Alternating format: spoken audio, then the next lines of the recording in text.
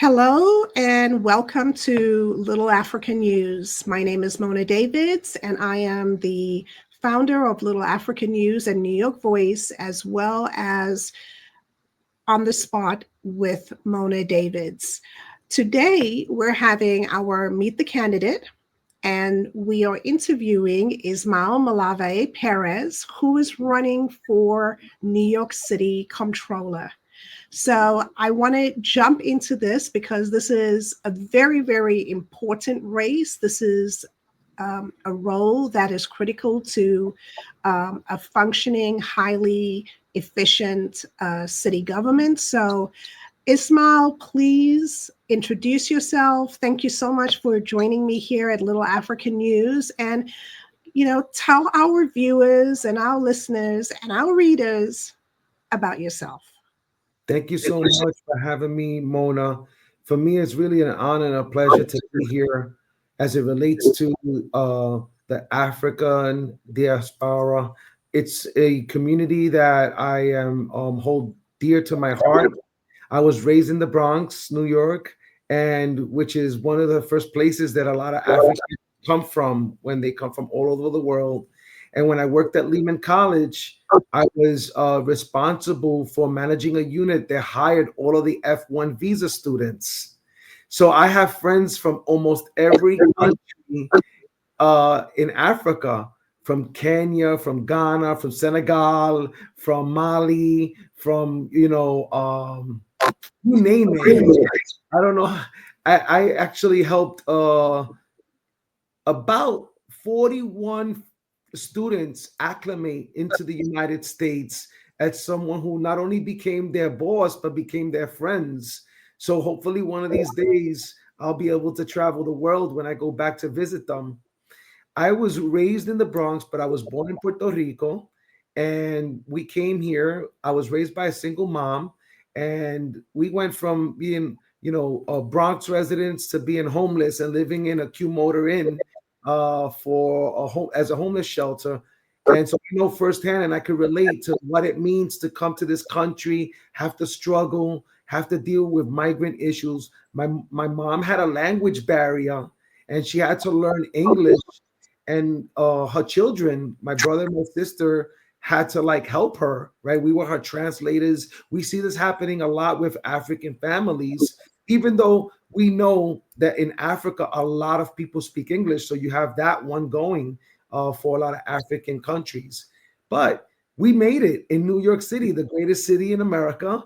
And we went from the Q Motor Inn to coming back to the Bronx and living in three different buildings. Here I am in Morris Park. I have my own home. I went from the Bronx through 3 boroughs just to get to high school. So I became an auto mechanic. I went to Brooklyn Automotive. Fast forward, when I went to Lehman College, because my teachers told me you should go to college. Don't just concentrate on being a mechanic. You have a lot going for you. You're a bright guy. So I went from being a student leader at high school to becoming a student leader at Lehman College, got intricately involved in the campus community, and got offered a job. I didn't make it to the dean's list or the president's Rolodex. The president's honor roll, but I made it to their Rolodexes. And so they offered me a job, and I took on the job for 2 years. Then I started volunteering in different campaigns. I helped individuals run for citywide office. I helped individuals run for the assembly, like my good friend Michael Benjamin that you just recently had on your show. Fernando Ferrer, who I hope will come on as somebody who's going to be endorsing me, hopefully, and I'm praying on it, and others.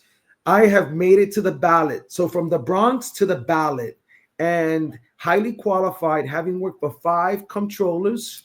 I worked for Carl McCall, Alan Hevesy, Tom DiNapoli, Bill Thompson, and John Liu. I helped individuals run for Borough President, Assembly, Senate, Council, U.S. Senate, Vice President, and President. So highly involved in strategic, planning in political operations. In fact, I've been labeled as a political operative. It's a fancy way of saying somebody who's truly connected, both politically and in the community. Because the person that's called a political operative is somebody who helps the elected officials kind of solve problems, right? And that's what I've been all my life, a problem solver. I mean, things weren't always easy, but I did say we were dirt poor. And I went from at one point receiving government subsidies to working for 5 individuals that signed and sealed all the checks issued by the state and the city of New York. And hopefully on June 14th, when early voting begins, and on primary day, I'm going to become the next person that signs all the checks issued by the city of New York. And that's going to be an amazing opportunity for all New Yorkers to elect one of your own, a homegrown New Yorker, somebody who grew up here and understands the value of the dollar, that understands what it means to take the train, that understands what it means to struggle to make ends meet, that understands what it means, or even understands the feeling of having to ask somebody to support you by sending you an extension cord so you could power your refrigerator because your mom couldn't make ends meet. So here we are, somebody that's connected because they say, and it's true, right? You put God first, and we're all God's children. The blood that unites us is thicker than the water or the land that divides us. And so I am one of you. I am part of the African diaspora because Puerto Ricans, we are from the Caribbean and we have African descent in us. We're all one. And I'm so happy that New York has a chance to elect somebody who's highly qualified, right? So not only did I work for these individuals, but over the years, 27 years in total as a public servant, so varying roles at very high levels and different capacities, and having worked for 5 controllers, that's 16 years on the 5 controllers, I understand how the money works. As the controller, it's the second most powerful position, but I would say is the most powerful and most important position in city government. It's the fiscal watchdog or the chief officer, the chief financial officer. As controller, I will be overseeing and managing the $283 billion pension systems that's made up of 5 systems. And that's the fire, the police, the teachers, the Board of Education employees, and the New York City employees. Those are the 5 systems. And collectively, I understand how it works. Why? Under the John Lew administration, I actually managed a sizable portion of the real estate portfolio's investments. And it was very close to 35 partnerships, like $2 billion in assets that I conducted financial investment analysis on a small piece of the portfolio. At the time, the portfolio was valued at about $10 billion. And I reported to the person in-house that was responsible for managing it, along with the money managers outside, the consultants, and all the placements that we had throughout the country. It's a dynamic system, and it really is so important, so vital to the individuals that are going to be depending on it in retirement. It's not safe to say that you're going to put somebody into an office that's talking about divesting from fossil fuels without conducting an analysis, talking about selling Tesla without doing a stock analysis at a point where we bought it at this level, 400, and they're talking about selling it when it's at 200 a share. I think that some of the people running for office are pandering to the voters, but they don't realize that the voters are smarter than that. And when my story gets out and they realize that they have a real choice, a real individual, somebody that's not a politician, that is going to go in there with experience over politics, and it's going to bring common sense back into the controller's office, because that's what it needs. It needs an individual that's going to bring a team, a dynamic team, to help me as the controller, as the leader of the office, and helping and doing it on behalf of the taxpayers, managing the money on behalf of the taxpayers, make sure that we make common sense decisions. So the controller's office is so dynamic that it also oversees the city's debt, which is about $95 billion. It oversees and directs recommendations and analysis on the New York City budget, which is about $115 billion. And it conducts audits across the city to eliminate waste, fraud, or corruption. And I'm going to utilize the power of the audit unlike ever before because I understand how it works. And I've been somebody that's been on audit teams. And I've been audited myself. And so I've experienced it firsthand and I know how to do it.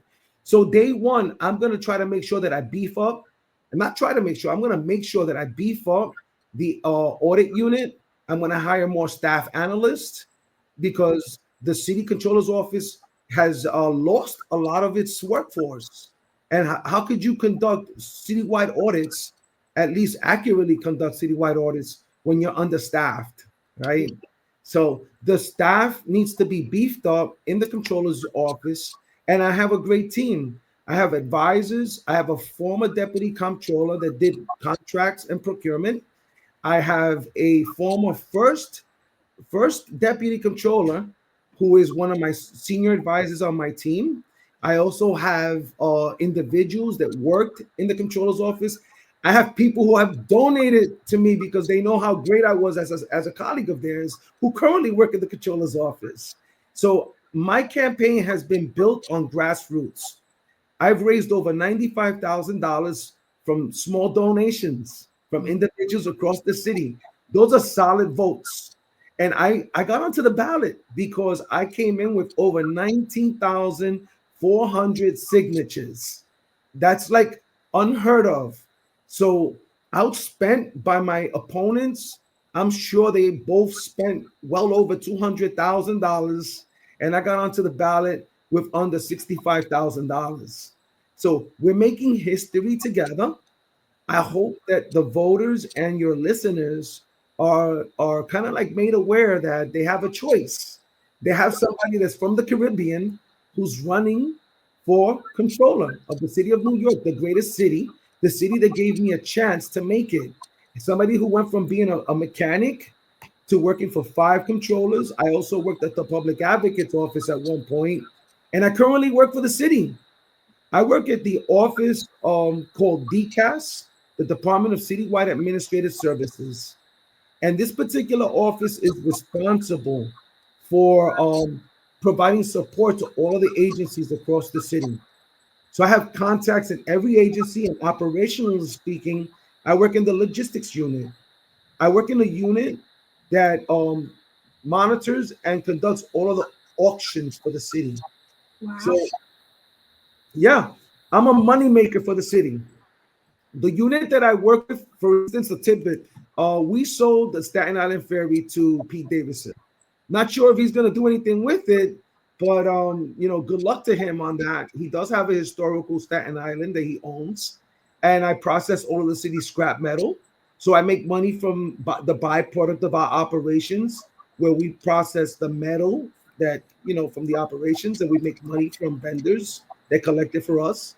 On top of that, any underutilized inventory or its useful life is over, we sell it to the public and it becomes cyclical. So rather than sending it to the dump, we identify an end use for it somehow.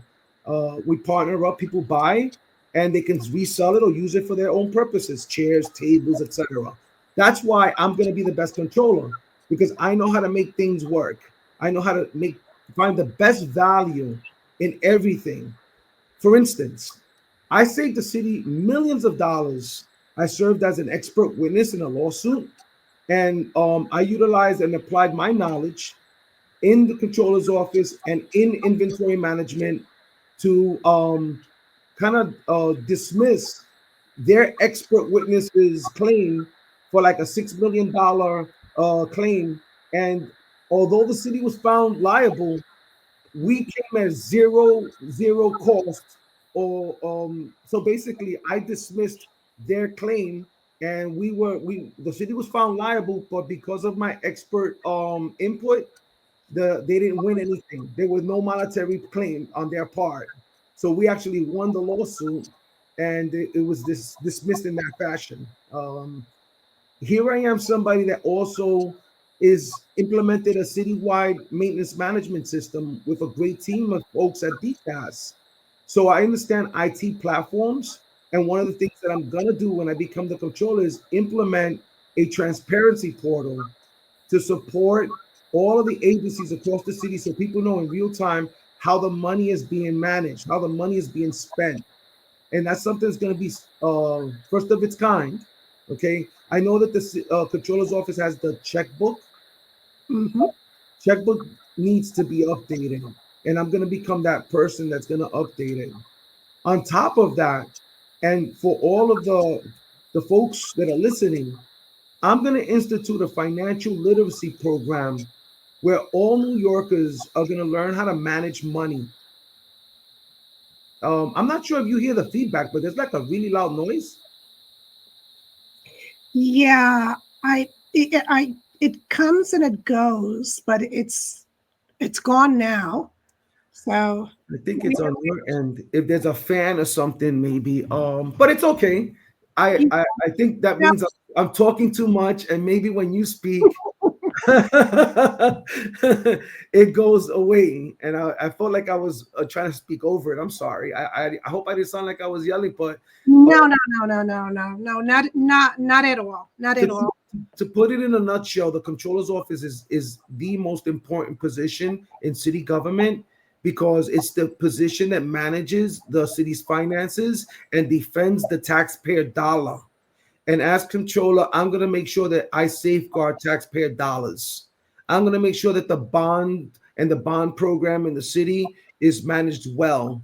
I'm going to make sure that the city's Bureau of Asset Management is best in class and the pension systems are performing at par. Okay. I'm going to make sure that we protect it and check to see and check, put some checks and balances where what happens at Wall Street does not affect the taxpayer funded program, the city's pension systems. Because if it underperforms, the taxpayers need to put in for the difference. People aren't talking about that. They're talking about, oh, we're going to use it for affordable housing programs.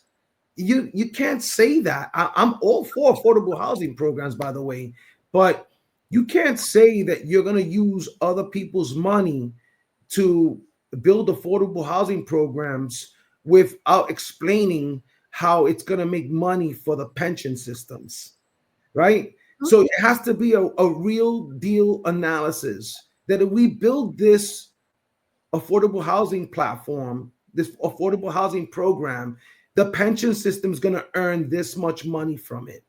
They aren't spelling that out, right? So they're talking about divesting from fossil fuels. Why would you do that? You're giving up our seat at the table.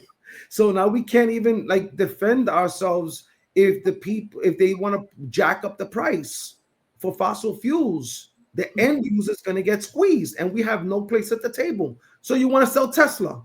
So by saying that, by saying you're going to dump Tesla, what if we get sued because people who are running for the office want to say that, oh, and my understanding is that the current controller is trying to sue Tesla, but what if we get sued, right? Because or we get countersued because now we're using it as a political football, and it may be perceived by folks in the financial world as, hey, here we have one of the highest profile financial offices that owns billions of dollars worth of Tesla, saying that it's not worth it. It's not worthy. Let's dump it. So now it drives down the price. So now they're the ones making it look like it's a bad stock to own.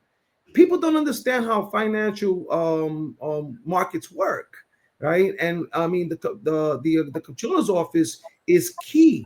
The leader in that office needs to be somebody that understands that you have a CIO, the chief investment officer, that you work with, who works with all the boards, who understands how to manage the money. So one of my consigliers was somebody who's an advisor, somebody who's helping me out, who's somebody who I lean on, is a individual that understands it, right? Somebody who says, Ismael, they're saying stuff that doesn't make sense.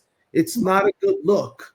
And so, and I'm like, I completely agree. I call on to advisors, because one thing I learned when I was growing up, if you don't take advice, you're never gonna grow to be wise, right? So growing up as a kid, I always took a lot of advice from my mother and individuals around me. And I'm so honored to have individuals that have been in those offices and in those units from 5 different controllers across my governmental career that are proud of me. And although they haven't stuck their neck out, because I'm the one doing it, I'm the one running, so I'm the one sticking my neck out, right? Because of obvious reasons. People lose their jobs for sticking their neck out. When people endorse you, they say, I'm with you. What happens if I don't turn out to be the person with the most votes? Now all of a sudden, whoever comes in may retaliate, right? It happens everywhere, and it happens in offices, it happens in politics. So I'm a person that understands that, and I appreciate the people that I've worked with over the years. And at the end of the day, I don't have to worry about that, because you can have all the union endorsements under the sun, all the political endorsements under the sun, and still lose. So we've seen it happen in the last presidential election, right? The candidate running for the Democratic Party had all of the endorsements under the sun, had all of the unions under the sun, lost because the voters are the ones that make the decision. I'm counting on New York voters to come out on primary day, to do their early voting, to do a mail absentee, to come out on June 14th and hit the switch or hit the level, pull the bubble for me, for Ismael Malave, Perez, the best qualified candidate, having worked for 5 controllers and somebody who understands how the office works. It's common sense. It's just, I was told, in fact, by a very high-profile union leader, it's sad that in New York, the best qualified candidates don't always win. In fact, he told me that 9 out of 10, the best qualified candidates don't always win. And he said, but I'm going to leave that one in there, and hopefully you'll be the one that gets in. And I said, thank you. I'll take it. I appreciate that. But then he told me why. And he told me why the best qualified candidates don't always win. And he said, because the voters never hear about it. So this is why I'm so honored to be on your platform, and that your listeners who are voters or have family members that can vote can tell their neighbors, their friends, that there's a highly qualified candidate running for New York City Comptroller, and that they have an option to select, someone experienced over politics, right? So, I don't want to talk bad about my opponents. I mean, one of the only other candidates that actually worked in the Comptroller's office is one of my former colleagues, is a senator. So the media is not covering any of the folks that are running for this office except the elected officials. They just conducted a poll recently about the Comptroller's office, and they left my name out. That's the facts. I'm not bashing them, and shame on whoever it was that told this person to probably leave my name out, unless it was like a oversight, which I think it was an innocent oversight, right? But if somebody did say leave this guy out of it, shame on you, because the poll showed me something that I loved. That 60% of New York City voters don't know who else is running and are undecided. Thank you for informing me that 60% of the voters are up for grabs. Mm-hmm. And so now when they find out that I am running, that 60% of those voters are going to probably gravitate to the most qualified candidate. And this is part of the reason, probably, well, I would say that this is mainly the reason why the mainstream media hasn't responded to my inquiry about, hey, I thought it was all about fair time, equal time, right? I reached out to individuals. I've over the last year, because I announced that I was running since February of 2024, February 1 of 2024. They continue to invite individuals to New York One, to other news outlets to cover them in stories on NBC, ABC. I've reached out to individuals that have programs like Joe Torres, El Diario, to write something about me, to cover my story. And to be fair to them, I think that they didn't think that I could get this far. So because I haven't qualified for matching funds, right? They haven't covered me. But everything is not about money. I am learning more and more that the people in New York City really want to hear and feel and understand what the controller's office is all about. And they want to hire and they want to elect individuals like me that care, that want to give back, they want to do something positive, they want to lead by example, right? So here I am as a kid that grew up by or was raised by a single mom, and I'm leading by example. I'm the father I never had to two wonderful boys. I'm a husband, a working family man, a homeowner in New York City, a product of the system, right? Literally, publicly educated. I have an MBA from like CUNY's Harvard, the Zicklin School of Business at Baruch CUNY, right? Mhm. And I have, besides having an MBA from Baruch College, I have an economics degree from Lehman College, which is a wonderful, wonderful university. My alma mater, Lehman. I love everybody at CUNY, by the way. And if it wasn't for CUNY, and it wasn't for my public educational, I mean, yeah, it was a struggle. I mean, it didn't prepare me for the A, being an A student. I was the B student, right? So I was the guy struggling. I'll admit to it. I struggled, you know, but that's part of life.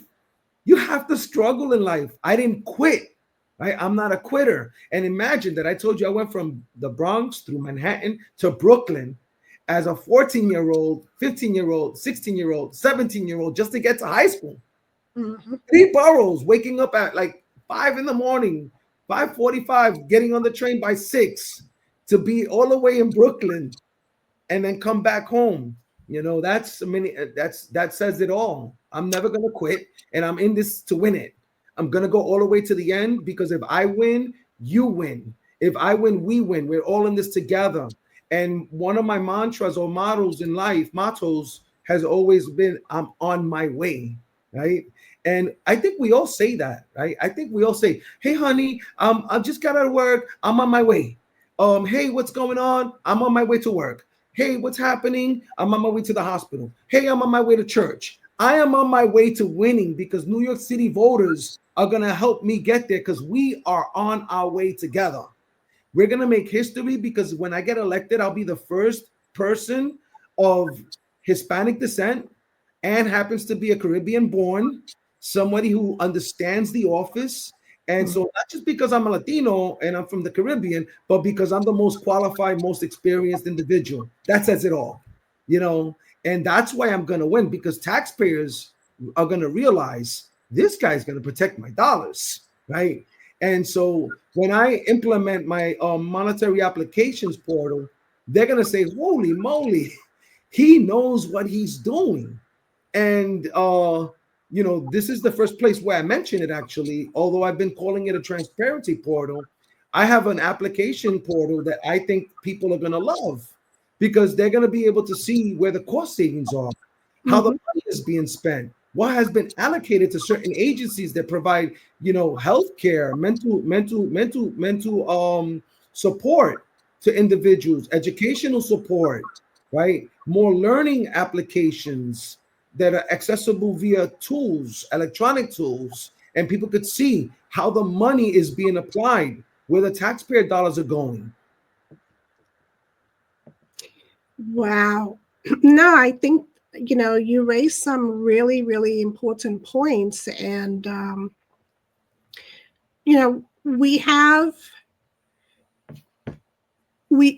like to say, oh, this is New York City, this is America, but this is New York City. And if you want to run for office, you can run for office. New York City has the only matching fund system in the nation. So this is to make it easier for people to run for office. But actually, what it does is it creates obstacles for Correct. people to run for office and get the equal exposure time. And that is really quite unfortunate. Yes. And because of that, candidates who actually have what I call the receipts, the professional receipts, the experience for these positions are overlooked. Yes. But how we remedy that as New Yorkers, as communities, is we have platforms and ethnic community local outlets such as Little African News and many, many others out there for so many different communities and ethnic groups that have a chance to highlight and inform and educate New Yorkers and voters about who all is running for office. Yes. Um, And I could give you an example. So recently there was a debate, a public forum. It was sponsored by New York Law School and the Citizens Budget Commission. So I was excited because I thought that I was going to be able to make it, and I was at the time shy of the $125,000. In fact, it's very hard to raise $125,000 from New York City residents, and not everyone has it like that they can just give you their money. And the individuals who were on the platform are individuals that don't have any controller experience, and I'm not going to discredit their experience in their careers as public officials and what they've done to help others, and through their agency support or um, their governmental liaison role as elected officials, right? So, because I've done it too. I have 27 years of being a liaison to the community at large, having worked with all these individuals at the highest level. mhm. But here we are, um, like literally days away from making it to the ballot, and I made my pitch. I see it like a poll tax. I got Yeah, the email. I got the email from the campaign finance board that their publicly sponsored debates will exclude individuals who did not meet or qualify for matching funds. We're on the ballot. Why would you? Why would you? There's only 4 candidates running for controller, and we're on the ballot. So you're telling us that the New York City publicly financed debates are going to exclude individuals that are on the ballot because they didn't qualify for matching funds. Wait, let me tell you something about how they qualify for matching funds. Very simple. If they already had a committee and their committees started with 120,000 or 115,000 or maybe 90,000, and all they did was switch office sort. So instead of running for re-election as borough president, you run for controller, and now you're bringing in that yes, kid, that war chest that you had for your re-election effort. And by the way, it goes all the way back to when you first started fundraising, right? So there's like a loophole in the campaign finance platform that allows individuals who are switching office to bring in everything that they raised or the contributions that they raised for the office that they were seeking previously. So if you have an individual that was running for city council and all they have to do is switch office sort, any money that was already expensed from, I think, 2021. So money that was expensed, gone. It's not even there since 2021, and you're switching office sort in the filing. You might be able to claim some of that as money that is matchable in the current filing. yeah, So there's a loophole in the process, in the system. It's very difficult for individuals like myself who are starting from scratch, let's say. But your platform and other people's platforms, I was told by a very close advisor yesterday that not to sweat it. Don't worry about the money and don't worry about the debates. And that's what I guess, there's going to be two guys, I guess, playing nice in the sandbox when I'm going to be on the street talking to voters, you know? And so this is where it's going to where it's going to matter. And this election is going to matter by word of mouth, spreading the news that there's other candidates that are minority candidates running for this office, that although we haven't qualified for matching funds, we're going to need donations, whether it's $10, $20, $30, so we can pay for what they call palm cards and produce, mini commercials on platforms like yours or platforms like YouTube or Instagram, and buy media buys, conduct media buys, and things of that nature. We're gonna have to be very strategic about how we inform the voters that one of their own is actually running for office. Yeah, the campaign finance system definitely needs to be reformed. And we need to ensure that it truly is equitable.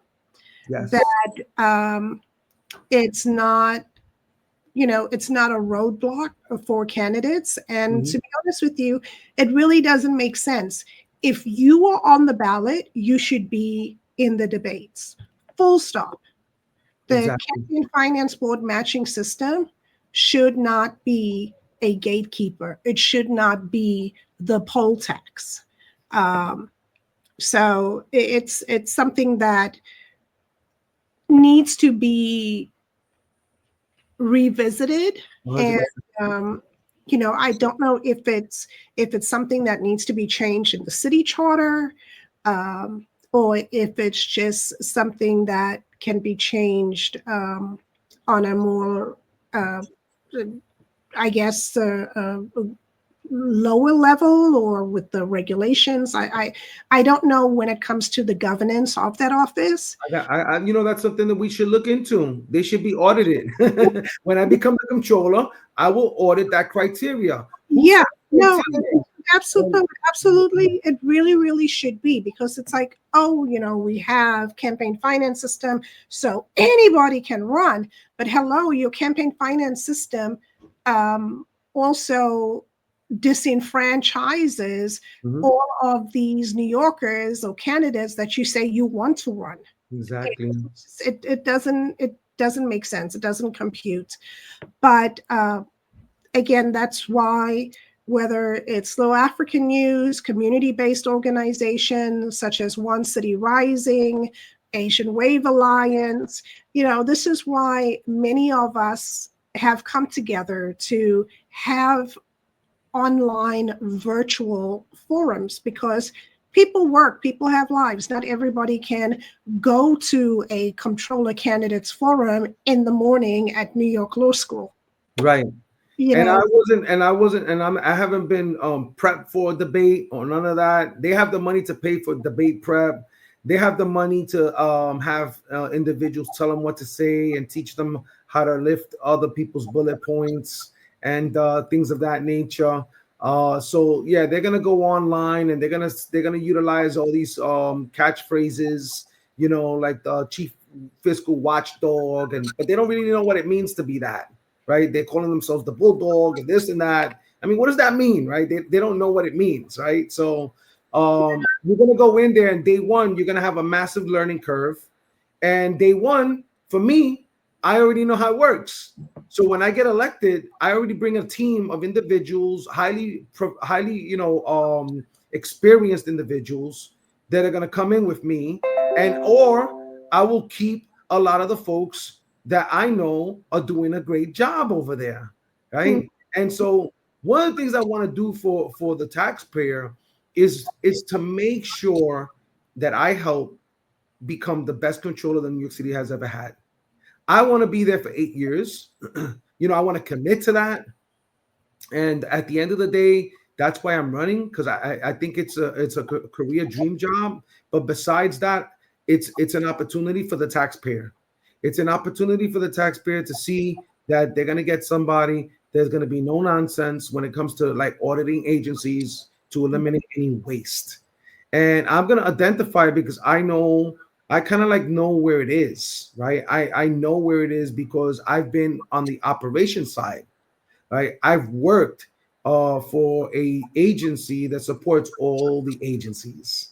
And I Mhm. have a network of individuals in every agency, right? So that says it all.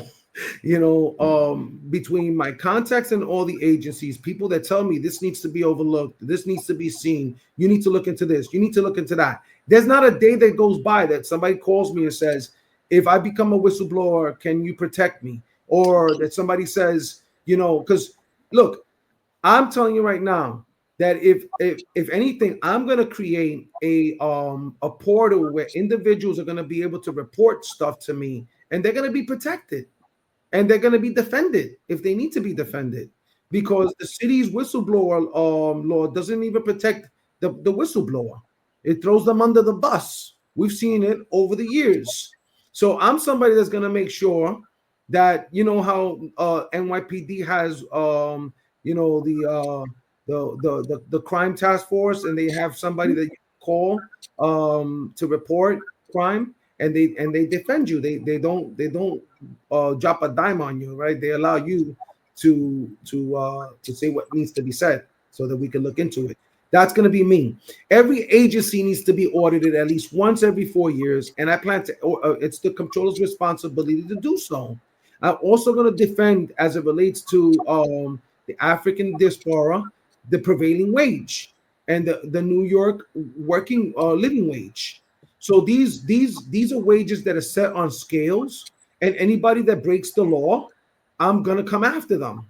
So I'm gonna do. And it doesn't matter where you are. So if it's a prevailing wage issue, you could be in your country, and if you report it, and we look into it, and we find fraud, or we see that a business owner underscored and underpaid a laborer or worker when they were supposed to be getting paid according to a scale, a prevailing wage according to the scale for whatever role it was, they get paid. They could be in any country, but we will send them the check.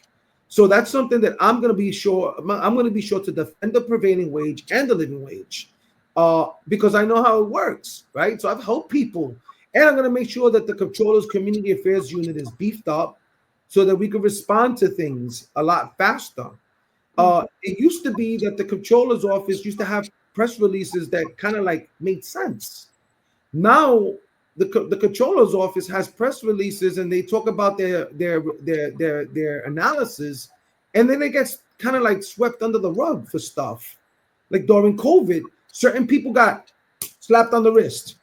I mean, come on. We saw that there was stuff that was purchased that made no sense. People need to look into these things. And this is part of the reason why when I become the controller, I'm going to look into a lot of stuff. And if there's any investigations that are going on, I'm going to be the guy that's going to be there with a team of individuals that I want to know what's happening.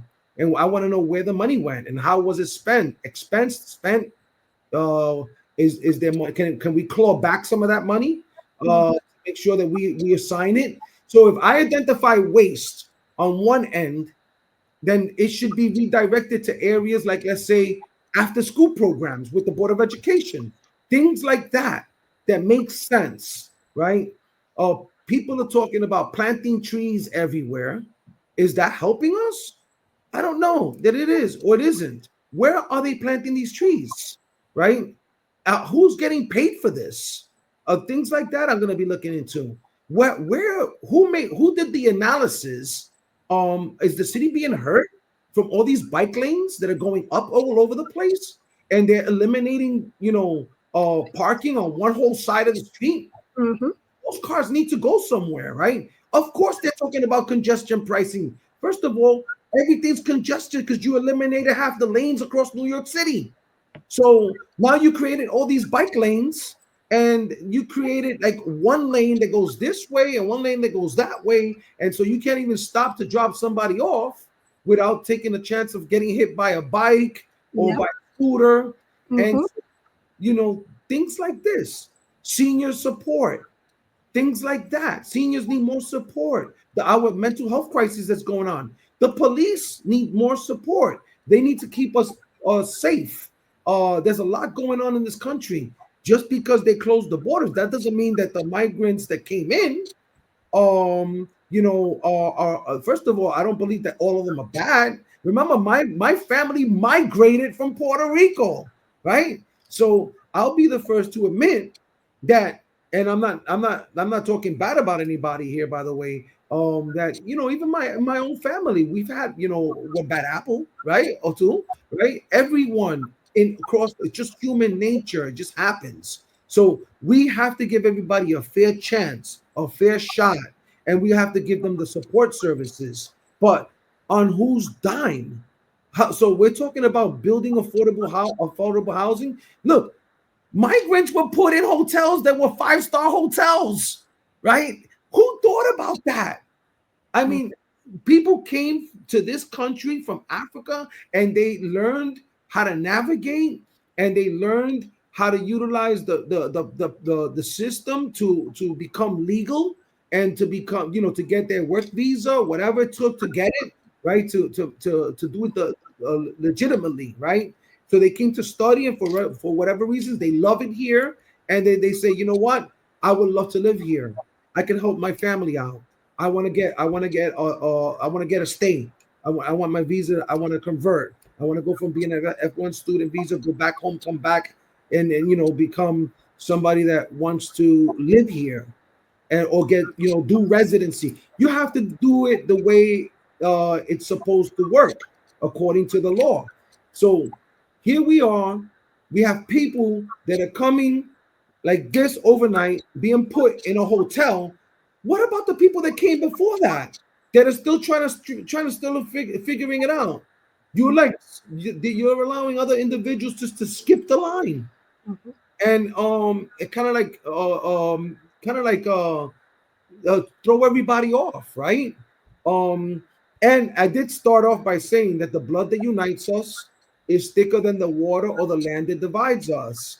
And I love my migrant community. I have friends, in my neighborhood that I talk to, that I go and I buy coffee at their place, that I chat with at the park, that are the parents of some of my friends, right? That are supporters of mine, and thank you for supporting me with whatever you could, from different countries, including individuals that come from Africa that are my friends and supporters, and from the Caribbean and different parts of the world.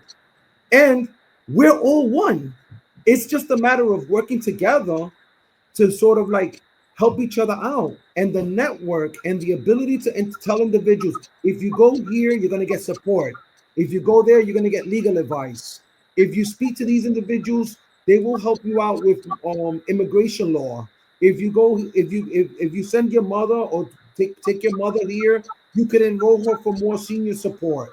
This is what it's all about. This is where my transparency portal is going to come into play for all of the agencies, because every agency is working in silos. You go to one agency, they send you to another one, you have to start from scratch all over again. There's not like a ticket system like you talked about, right? Mhm. I have the ticket. I understand. I have the understanding to get elected. But then you get somebody elected, they're gonna put us back 2 3 years on their learning curve. And then by the time they catch up, it's too late. We're finding out now how the city controller's office lost billions of dollars from making misinformed decisions on our money pension. So even though it looks like it performed well because Wall Street did well, so the system looks like it did well, we lost billions of dollars from certain decisions that were made based on political ideology. So somebody wants to divest from Tesla, or somebody wants to divest from fossil fuels, or somebody says, let's defund the police. These things affect every New Yorker in one way, form, or another. Mhm. We can't do that to pensioners. We can't play with people's budget money. It's the city's money. It's not a political person's call to say, "Oh, I like all green, so I want to go all green." By the way, I worked in DCAS, and I worked with the engineers implementing all sorts of green initiatives to help New York City, right, reduce its carbon footprint. I became a certified building operator, and I worked with the best in class engineers, mechanics, and oilers. You name it. I learned about what works for them before I made a pitch about something. So, as it relates to building efficiencies inside government, I'm that guy because I'm the individual that's gonna get roll up the sleeves and go into the basement and find out if whether or not it makes sense to go to dig for thermal fuel, right? That's this is where we are in New York City. You need to learn before you try to do something. And so I'm sure that before running for this office, a lot of these individuals are trying to read up about it, but I already know how it works. Okay. Well, definitely no one can compete with you when it comes to experience with the Comptroller's office. So, Ismael, I just want to thank you for taking the time out to join us today. I'm really looking forward to Wednesday's Candidates Forum, Wednesday's Comptrollers Candidates Forum. Um, Thank you for confirming and joining us. We're expecting the other candidates as well to be there, Kevin Parker, Justin Brennan, and Mark Levine. And, we're going to have some real talk about how everyone plans on improving that office, how everyone plans on, protecting New Yorkers' tax dollars, protecting our pensions, ensuring that there is transparency when it comes to contracting, when it comes to the New York City checkbook. Yes. Because we need to know these things. And also, I really want to hear where all of the candidates stand when it comes to using that office as political football and virtue signaling, because it shouldn't. It should be about protecting the taxpayers, Yes. making sure the money is spent wisely, and making sure that there's return on investments. Yes. Not shooting ourselves in the foot, with divesting from certain companies or certain companies in certain countries because it fits with whatever political ideology. No, it should be about dollars and cents and returns. It's all about dollars and cents, and I really appreciate the Little Africa News for having me. I look forward to the forum. I'm not gonna come in there with any like big bright ideas. We're gonna hear everybody pitch an idea, but look, it's all about transparency. Period. Everybody needs to know. You open the books, and that's where you know what's happening. And so let's show New Yorkers where the money's going. Let's make it. With today's advent of technology, you should be able to just log in and see where everything is, right? You have to go and kind of dig through it all and do all kinds of research and try to find it. So, the Little Africa News Network is really providing a serious service, excuse me, to New Yorkers, because they're going to get a chance to hear myself, the other candidates, and get a chance to pick who's the best one, who they think is going to be the best person to do the job, not based on our race, but based on expertise, the experience, and our ability to do the job. So I'm going to be able to get it done because I don't belong to anybody, right? So I'm an independent Democrat, a moderate in the middle, to kind of like, I know we talked a lot and I try to squeeze it all in. I'm sorry, it might have sounded like I was going on and on and on and on. I'm trying to squeeze as much information in as possible for your listeners because it's the only way to get it in. We don't have a lot of time, so they could come back and watch it again. I'm sure my opponents are going to come back and hear me out, right? Because that's what they do. Take some of what I said and turn it into their own talking points. Because why not? I'm the most experienced candidate, right? So they're gonna have the platform. They're gonna be on the stage, on the debate stage, and unfortunately, I don't think I'm gonna be able to raise $80,000 in 22 days. So shame on the system that is kind of leaving out the most experienced or the most qualified candidates. You got like myself and Kevin Parker, a senator who worked for a controller who is running for the spot, and he's not being allowed to the debate stage unless he raised the money and I don't know about it. I don't think I'm going to be able to make $80,000. It would require 320 people to give $250 to raise $80,000, because it has to be $250 from a New York City resident, and it has to be 320 residents to get $250. Now they could give $10 if they want, so I can get some pop cards.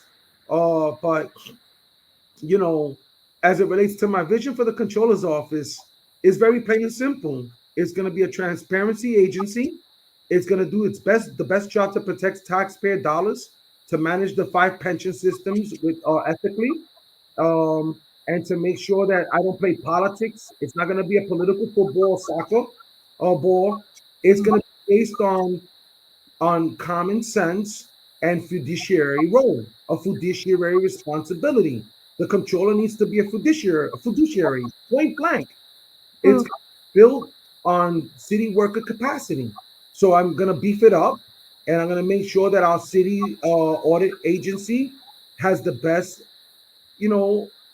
staff members. I'm going to defend the living wage and the prevailing wage. And I'm going to champion financial literacy for all New Yorkers, so people learn how to manage money, so we can come out of poverty. Like I learned how to manage money from studying economics. And today I own my own house, right? And because I learned how to save $1. And so people, I just pray to God that people learn how to manage a little bit of money, so they don't, overextend themselves with credit or back credit or get back credit, and learn how to save so they can invest in property or in other things that can help them get to the next level in life. Thank you so much, Mona, for having me here. I know we're coming up on an hour of an interview. It's been an amazing hour, and every moment for me is going to be a moment that I'm going to cherish as I move forward in my political aspirations to become the next New York City controller. No, well, thank you for joining us here at Little African News, and I'm looking forward to Wednesday's Candidates Forum, Wednesday, April 30th. It will be live streamed on our Facebook and X accounts, and there's also a link for people to log in and watch it on StreamYard. So Ismael, thank you again for joining us here, and I will see you on Wednesday. I look forward to coming back. Thank you. Take care. God bless everybody.